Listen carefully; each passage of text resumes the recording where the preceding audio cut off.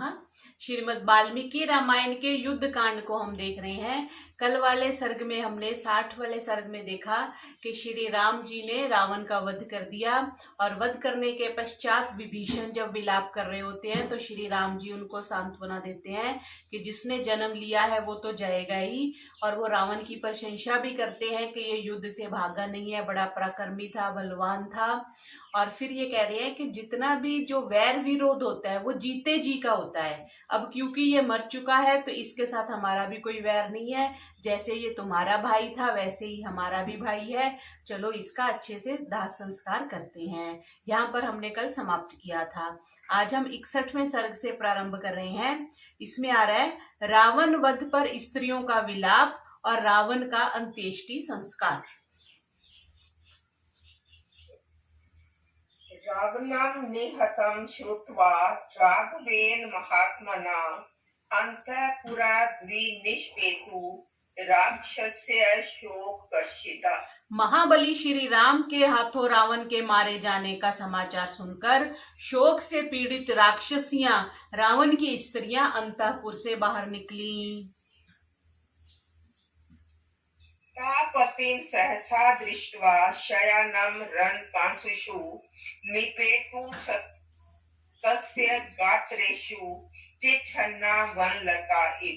युद्ध क्षेत्र में पहुंच और अपने पति को रणभूमि की धूल में पड़ा देख वे उसके शरीर पर वैसे ही धड़ाम से गिर पड़ी जैसे कटी हुई वन लता जो है वो धड़ाम से गिर पड़ती है।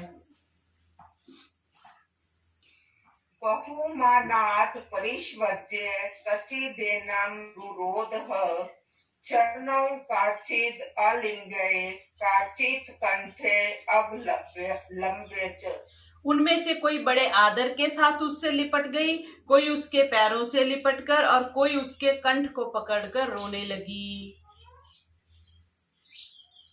उद्घृत्य च भुजौ काचिद् भूमौ सम्परिवर्तते हतस्य वदनं दृष्ट्वा काचित् मोहम् उपागमत्। कोई अपनी दोनों भुजाएं फैलाकर भूमि पर लौटने लगी और कोई उस वध किए हुए रावण का मुख देखकर मूर्छित हो गई। काचिद् अंके शिरः कृत्वा रुरोध मुखमीक्षति सन्नापयन्ति मुखं बाष्पैस्तुषारैरिव गजम्।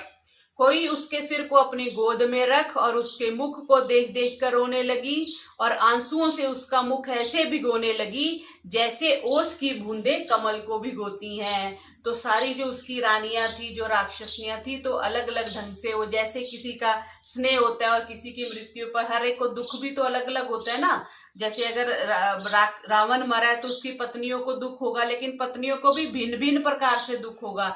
जैसे किसी को कष्ट होने पे दुख की जो सामर्थ्य है, दुख की जो कैपेसिटी है, वो सबकी अलग अलग होती है। कोई तो छोटे से दुख को भी बड़ा दुख समझ लेता है, कोई बड़े दुख को भी छोटा समझता है। तो इस प्रकार जिस जिस प्रकार किसी की सामर्थ्य होती है, सोच होती है, समझ होती है, उसी प्रकार वो विलाप करता है, वो दुखी होता है। तो जो रानियां हैं वो भिन्न भिन्न प्रकार से रावण के लिए विलाप करने लगी। एवं मार्ता पतिं दृष्ट्वा रावणं निहतं भुवि चुक्रुषुर् बहुधा शोक अद्भुयस्ता परे देव्याम्। इस प्रकार शोक से पीड़ित वे सब रावण को भूमि पर पड़ा हुआ देख बड़े जोर से चिल्लाकर रोने और विलाप करने लगी। येन वित्रासिता शक्रो येन वित्रासितो यमः गंधर्वनाम ऋषीनाम च सुरानाम च महात्मनाम भयं येन महधृतं सोऽयं शेते रणे हतः एवं वदन्तयो बहुधा रुरुदुस्तस्य ता स्त्रियः।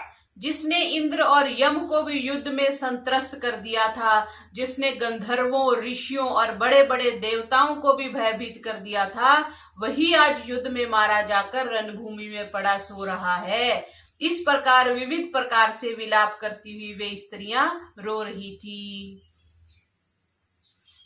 दशग्रीवं हतं दृष्ट्वा रामेण अचिन्त्य कर्मणा पतिं मंदोदरी तत्र कृपणा पर्यदेवयत्। कल्पना अतीत काम करने वाले श्री राम के हाथों अपने पति रावण को मरा हुआ देख पटरानी मंदोदरी दुखी हो विलाप करने लगी। ननु राम महाभाग तब वैश्य श्रवण अनुज क्रुद्धस्य परमुखे स्थातुम तर्सय तयपि पुरंदरा। हे महाभाग, हे कुबेर के छोटे भाई, हे जगत विख्यात, जब तुम क्रोध करते थे तब इंद्र भी तुम्हारे सम्मुख खड़े होने से भयभीत होता था। रावण की इतनी सामर्थ्य थी और अब वो युद्ध भूमि में मरा पड़ा है तो मंदोदरी उस पर विलाप कर रही है। ऋष्यश्च महोदेवा गंधर्वाश्च यशस्विना ननु नाम तवोद्वेग उच्चारणश्च दिशो गता। हे जगत विख्यात ऋषि, ब्राह्मण, प्रसिद्ध गंधर्व और बड़े बड़े चारण तुम्हारे क्रुद्ध होने पर 10 दिशाओं में भाग जाते थे। इतना जो रावण है उसका क्रोध कह लो, उसका भय इतना था कि बड़े बड़े लोग भाग जाते थे और आज वो निस्तेज निष्प्राण हुआ, युद्ध भूमि में पड़ा हुआ है। सत्वं मानुष मात्रेन रामेन युद्ध निर्दिता न व्यपत्र वसे राजन किम इदम राक्षस शर। ऐसे पराक्रमी आप आज राम नामक साधारण, मंदोदरी के लिए तो राम साधारण ही थे ना, तो कह रही है कि मनुष्य मात्र ने कह दी ना, सत्वम मनुष्य मात्रेन रामेन युद्धि निर्जिता। ऐसे पराक्रमी आप आज राम नामक साधारण मनुष्य के द्वारा संग्राम में पराजित होकर क्यों नहीं लजाते। हे राजन, हे राक्षस श्रेष्ठ, इसका क्या कारण है। तो यहाँ पे ये भी देखना है, जैसे कल राम जी ने कहा था कि श्री राम कहते हैं ना कि जिसकी जब मृत्यु आई होती है, वैसे तो उन्होंने बोला ना कि हे विभीषण, जो जन्मा है वह एक दिन अवश्य मरेगा, और जो बड़ा पराक्रमी था और उसे मृत्यु का भय नहीं था, यह देववश ही मारा गया है क्योंकि इसकी मृत्यु आई हुई थी। तो ऐसे कई बार छोटा सा कांटा लगने से, छोटा सा चींटी तो नहीं, कोई छोटा सा जानवर काटने से भी कोई व्यक्ति मर जाता है। क्यों? क्योंकि उसकी मृत्यु उस समय लिखी हुई है। ऐसा कल श्री राम जी ने उस श्लोक में कहा था। तो कि वो देववश मारा गया, एक ना एक दिन तो उसने मारा ही जाना था। तो वो मंदोदरी इसलिए कह रही है कि तुम राम नामक साधारण मनुष्य से तुम पराजित हो गए और तुम मारे गए।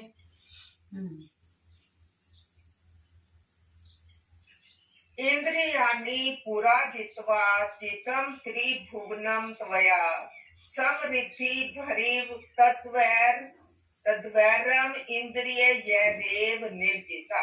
मैं तो समझती हूँ कि आपने अपनी इंद्रियों पर विजय प्राप्त करके तीनों लोकों पर विजय पाई थी, अतः आपकी इंद्रियों ने उस वैर का स्मरण कर अब तुम्हें परास्त किया है। कितनी अच्छी बात उसने कह दी कि तुम अपनी इंद्रियों ने उस वैर का स्मरण कर तुम्हें परास्त किया है। इंद्रियों में के तुम वशीभूत थे, इसलिए तुम पराजित हो गए। क्रियताम विरोधश्च राघवेनेति जन्मया उच्यमानो न गृहसि तस्येयं व्युष्टिरागता। मैंने आपसे पहले ही कहा था कि आप श्री राम से वैर मत करो, परंतु आपने मेरी बात नहीं मानी। आज उसका फल आपको मिला है। वसुधाम श्रिया श्रीम भक्त वत्सलाम पतिव्रत्या या सतपसा नूनम दग्धो असि मे प्रभो। सीता पृथ्वी से भी बढ़कर क्षमाशील, समस्त संपदाओं की अधिष्ठात्री देवी और पतिव्रता है। हे स्वामी, निश्चय ही आप उस पतिव्रता की तप रूप अग्नि से भस्म हो गए हैं।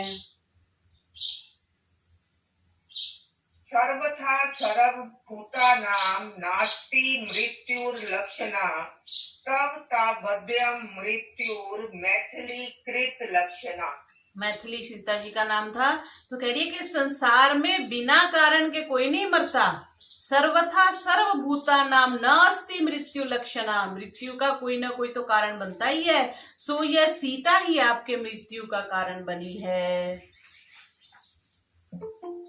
मैथिली सह रामेन विशोका विहृष्यति अलप पुण्या तवहम घोरे पतिता शोक सागरे।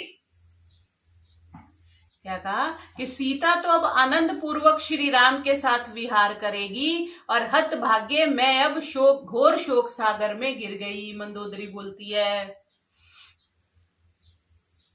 दिग्गस्तु हृदयं यस्या ममेदं न सहस्रधा त्वयि पंचतत्वमापन्ने फलते शोक पीड़ितम्। हाँ, मेरे हृदय को धिक्कार है जो आपके मरने पर भी शोक से पीड़ित हो, यह फटकर सहस्रों टुकड़ों का नहीं हो जाता।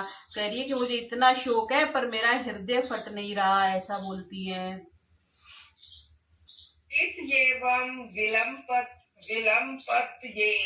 वाशत व्याकुल लोचना स्नेह अवस्कन हृदया देवी मोहम उपागमत। इस प्रकार विलाप करती हुई, आंखों से आंसू बहाती हुई मंदोदरी स्नेह के कारण घबराकर मूर्छित हो गई।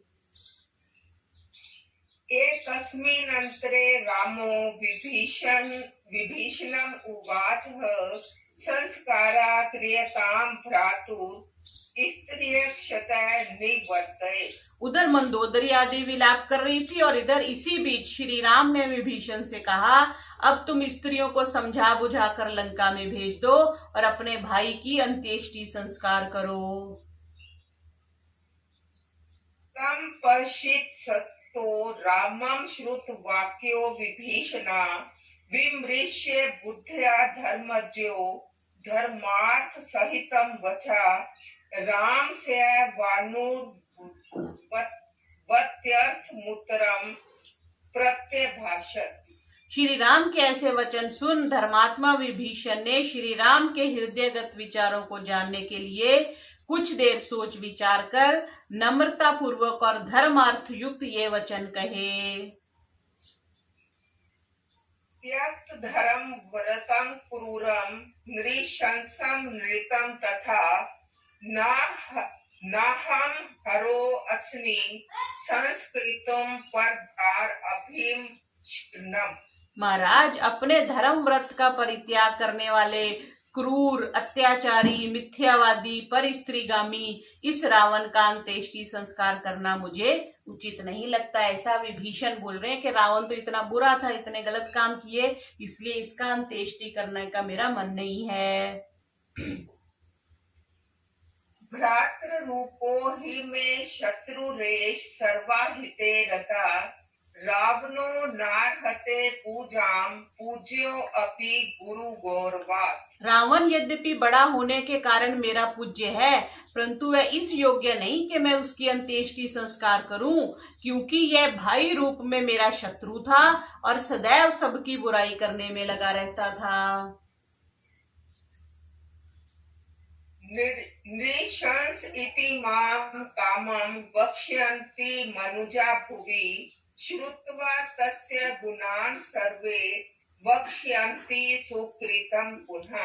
हे राम, इसका अंतिम संस्कार ना करने पर संसार के लोग पहले मुझे निष्ठुर और हृदयहीन कहेंगे, परंतु इस रावण के बड़े बड़े दुर्गुणों को सुन वे ही लोग मेरे इस कार्य की प्रशंसा करेंगे। यह सब यही कहेंगे कि ऐसे दुष्ट का अंत्येष्टि संस्कार न करना ही अच्छा था। तच्छ्रुत्वा परम प्रीतो रामो धर्म भृतां वरहा विभीषणम् उवाचेदं वाक्यजो वाक्यकोविदम्। धर्मात्माओं में श्रेष्ठ वाक्य विशारद श्री राम विभीषण के इन वचनों को सुन परम प्रसन्न हुए और वाक्य चतुर विभीषण से बोले, तव अपि मे प्रियं कार्यं तव प्रभावाच मे जितम् अवश्यं तु क्षमं वाच्यो मया त्वं राक्षसेश्वरा। राक्षसेश्वर, आपकी सहायता से मैंने रावण पर विजय प्राप्त की है, अतः आप मुझे भी अपना प्रिय कार्य करना है, यानी आपको राज्य सिंहासन पर बैठाना है। अतः जो बात तुम्हें उचित और हितकारी होगी वह भी मैं तुमसे अवश्य कहूंगा। तो राम जी रावण को समझा रहे हैं। विभीषण को समझा रहे हैं कि रावण की अंत्येष्टि करनी चाहिए। अधर्मानृत संयुक्ता कामम त्वेष निशाचरा तेजस्वी बलवान शूरा संयुगे शव पराजिता। यद्यपि यह रावण पापी मिथ्यावादी था, तथापि वह बलवान, तेजस्वी और शूरवीर था और युद्ध में कभी पराजित नहीं होता था। अतः आपको इसका संस्कार करना ही चाहिए। मरणन्तानि वैरानि निवृत्तम न प्रयोजनम क्रियतामस्य संस्कारो ममापयेश यथा तब। जब तक मनुष्य जीवित होता है तभी तक उसके साथ वैर रहता है, मरने पर वैर भी समाप्त हो जाता है। यह मर चुका है और हमारा प्रयोजन भी पूरा हो गया है। अब तो यह जैसे तुम्हारा भाई था ऐसे ही मेरा भी है, अतः अब तुम्हें सम्मान पूर्वक अंत्येष्टि संस्कार करो। यही कहते हैं कि मर्यादा पुरुषोत्तम श्री राम की मर्यादा थी कि मरने के पश्चात विभीषण से उसका अंत्येष्टि संस्कार भी कराते हैं और सारे वैर को भुला देते हैं। और जब तक हम प्रतिवर्ष रावण का बुत बनाकर जलाते हैं तो ऐसे कहते हैं कि क्या ये रावण के श्री राम की मर्यादा के अनुरूप है, लेकिन ये एक प्रथा चल पड़ी है। तो ये समाप्त होनी चाहिए कि हम हर वर्ष रावण को जलाते हैं, तो रावण को जलाने का मकसद ये होना चाहिए कि हम बुराई पर विजय पाए। यही विजयदशमी पे हम मनाना चाहते हैं ना। दूसरा तो हमने पीछे देखा कि विजयदशमी जब हम मनाते हैं वहां पर विजयदशमी का समय नहीं है, ये चैत्र अष्टमी आई थी ना, चैत्र मास में रावण का वध हुआ था। उस समय कुछ और परंपरा रही होगी रावण को जलाने की। ये कब से परंपरा शुरू हुई इसका कुछ कहा नहीं जा सकता, लेकिन श्री राम की मर्यादा थी, उन्होंने सम्मान पूर्वक रावण की अंत्येष्टि करवाई। त्वत् सकाशा दशग्रीवा संस्कारम विधि पूर्वकम प्राप्तुर्महति धर्मज्य त्वं शोभा भविष्यसि। हे धर्मज्ञ, तुम्हारे हाथ से रावण का विधि पूर्वक दाह संस्कार होने से तुम यश के भागी बनोगे। राघवस्य वचा श्रुत्वा तब रमानो विभीषणा संस्कारेण अनुरूपेण योजयामास रावणम्। श्री राम के इन उदार वचनों को सुन विभीषण शीघ्रता पूर्वक अपने भाई की मद मर्यादा के अनुरूप उनके अंतिम संस्कार की तैयारी में लग गए। चितां चंदन काष्ठानां पदम कोशीर संवृतां ब्रह्माया संवेश या चंद्रु राज्यो वै पश्चिमे क्रतु। चंदन, पदक, खस आदि सुगंधित लकड़ियों की चिता बनाई गई और रावण के मृतक शरीर को उस पर रख वैदिक विधि से उसका अंत्येष्टि संस्कार किया गया। तो इस प्रकार हमने 61वें सर्ग में देखा कि रावण का अंतिम संस्कार संपन्न हुआ। अब आगे आ रहा है, उसके बाद ऑब्वियसली है रावण का अंतिम संस्कार हो गया तो विभीषण का राज्य अभिषेक होगा। तो 62वें सर्ग में आ रहा है विभीषण का राज्य अभिषेक। अब्रवीच तदा रामा समीप परिवर्तितम सोपित्रीम सत्तव संपन्नम लक्ष्मणम दीपत तेजसम। अंत्येष्टि संस्कार के पश्चात श्री राम ने अपने समीप बैठे हुए महापराक्रमी और तेज से देदीप्यमान लक्ष्मण जी से कहा,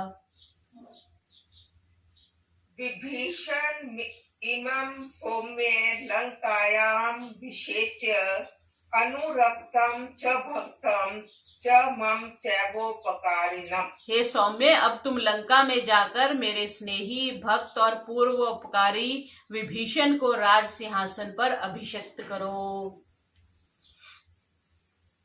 एष में परमा कामो यद इमं रावण अनुजम लंकायाम सौम्य पश्येम अभिषिक्तम विभीषणम। हे सौम्य, ये मेरी परम कामना है कि मैं रावण के छोटे भाई विभीषण को लंका के राज सिंहासन पर अभिषिक्त देखूं। एव मुक्तस्तु सौमित्री राघवेन महात्मना तथेत संयुक्तवा तु संहृष्टा सौवरन घटम अददे तं घटं वानरेन्द्राणां हस्ते दत्त्वा मनोजवान् आदिदेश महासत्वान् समुद्र सलिलानये। जब महात्मा श्री राम ने ऐसा कहा तब लक्ष्मण जी ने बहुत अच्छा ऐसा कहकर एक स्वर्ण कलश उठाया और उसे शीघ्रगामी और महापराक्रमशाली श्रेष्ठ वानरों के हाथ में देकर कहा, इसमें समुद्र का जल ले आओ। अति शीघ्रं ततो गत्वा वानरस्ते महाबला आगता सत जलम ग्रह समुद्र अद्वानर उत्तमा। हे वे महाबली वानर अत्यंत शीघ्रता से वहां से गए और समुद्र का जल लेकर तुरंत आ गए। ततस्तु तं घटं गृहं संस्थाप्य परम आसने घटेन तेन सौमित्रीर भय सिंचित विभीषणम्। तब लक्ष्मण जी ने कलश को लेकर लंका में जा विभीषण का राज सिंहासन पर बिठा समुद्र जल से उनका अभिषेक किया। अभिषेक की बड़ी परंपरा है, कुछ भी होता है तो हम अभिषेक करते हैं, कुछ अच्छा होना होता है तो सब उन्होंने अब यहाँ पे यह है कि गृह संस्थाप्य परम आसन पर उनको बिठा करके फिर उनका जल अभिषेक किया। लंकायां रक्षसां मध्यम राजानं राम शासनात् विधिना मंत्र दृष्टेन सुहृदय गण समावृतम् अभ्यशिष्यत् सधर्मात्मा शुद्ध आत्मानं विभीषणम्। श्री राम के आदेश अनुसार धर्मात्मा लक्ष्मण ने लंका में वहां के राक्षसों की उपस्थिति में सुहृदों से घिरे हुए शुद्ध आत्मा विभीषण का वैदिक मंत्रों से राज तिलक किया। तो यहाँ पे ये बता रहे हैं कि श्री राम का लंका पर आक्रमण करने का उद्देश्य राज्य लिप्सा नहीं थी, वो तो सीता जी के लिए उन्होंने किया। और कह रहे हैं कि लोक में एक प्रवाद है कि लंका की रमणीकता और उसके वैभव और सौंदर्य को देखकर लक्ष्मण जी का मन मचल गया और उन्होंने श्री राम जी से प्रार्थना की कि आप अयोध्या जाकर क्या कहेंगे, यहीं रहें। तो श्री राम जी ने उत्तर दिया था, अपि स्वर्णमयी लंका न में लक्ष्मण रोचते जननी जन्म भूमिश्च स्वर्गादपि गरीयसी। बहुत प्रसिद्ध श्लोक है कि लक्ष्मण भले ही ये स्वर्णमयी लंका मुझे पसंद है कि ऊपर माता और मातृभूमि ये दोनों स्वर्ग से भी बढ़कर हैं। तो यह श्लोक रामायण के तो किसी संस्करण में उपलब्ध नहीं है, पर हो सकता है कहीं ये ना मिला हो। तो इससे स्पष्ट है कि राम ने लंका पर जो आक्रमण किया वो राज्य लिप्सा नहीं थी, अपितु अपनी पत्नी को प्राप्त करने के लिए उन्होंने लंका पर आक्रमण किया था। तस्या मात्या जहर्षिरे भक्ता यम चास्य राक्षसा दृष्टा अभिषिक्तिम लंकायां राक्षसेन्द्रम विभीषणम्। राक्षसेंद्र विभीषण को लंका के राज्य आसन पर अभिषिक्त हुआ देख विभीषण के मंत्री और विभीषण के भक्त राक्षस लोग अत्यंत प्रसन्न हुए।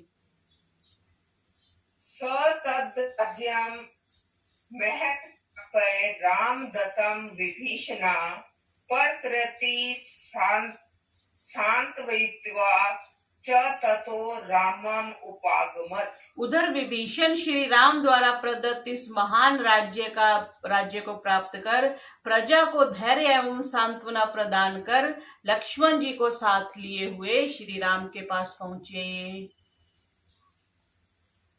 तथा शैल उपमं वीरं प्राञ्जलिं पार्श्वता स्थितम् अब्रवीद् राघवो वाक्यं हनुमन्तं पलवगमम्। विभीषण के वहां पहुंचने पर श्री राम ने अपने बगल में खड़े पर्वत के समान डील डौल वाले वीर हनुमान से कहा, अनुमान्य महाराज इमं सौम्य विभीषणं परविश्य नगरीं लंकां विजयेन अभिनद्य च वैदेहो मां कुशलिनं स सुग्रीवं स लक्ष्मणं आचक्षव वदतां श्रेष्ठ रावणं च मया हतम्। हे सौम्य, तुम महाराज विभीषण से आज्ञा मांगकर लंकापुरी में जाओ और मेरी विजय का संवाद सुनाकर सीता को आनंदित करो। हे बोलने वालों में श्रेष्ठ, मेरा, लक्ष्मण का और सुग्रीव का कुशल समाचार सुनाकर सीता जी से यह भी कह देना कि मैंने रावण को मार डाला है। प्रिय में दुदाहृते मैथिलेयास्त्वं हरिश्चर प्रतिग्रहं च संदेशं उपार्वती तुर्महसि। हे हरीश्वर, तुम सीता जी को यह प्रिय संवाद सुना और उनका संदेशा लेकर यहाँ लौट आओ। अब यहाँ पर भी श्री राम जी का जो आदर्श है वो दर्शनीय है। वे हनुमान जी को स्वयं जाने की आज्ञा नहीं देते। अब क्योंकि विभीषण राजा है तो उन्होंने बोला विभीषण की आज्ञा लेकर के लंका में जाना, जबकि क्योंकि अब उसके अधिकारी तो विभीषण है ना, पहले आए थे तो वो दूत बन के आए थे। तो श्री राम हर स्टेप पर अपनी मर्यादा का पालन करते हैं, इसलिए हम उनको मर्यादा पुरुषोत्तम श्री रामचंद्र कहते हैं। तो इस प्रकार हमने देखा कि रावण का अंत्येष्टि करी और विभीषण ने राज्य सिंहासन संभाला, लंका को संभाला। और कल हम आगे देखेंगे हनुमान जी का सीता जी के साथ क्या संवाद होता है। तो आज का पाठ इतना ही करते हैं। आज हमने 61वें और 62वें सर्ग को देखा। बोलिए मर्यादा पुरुषोत्तम श्री रामचंद्र की जय।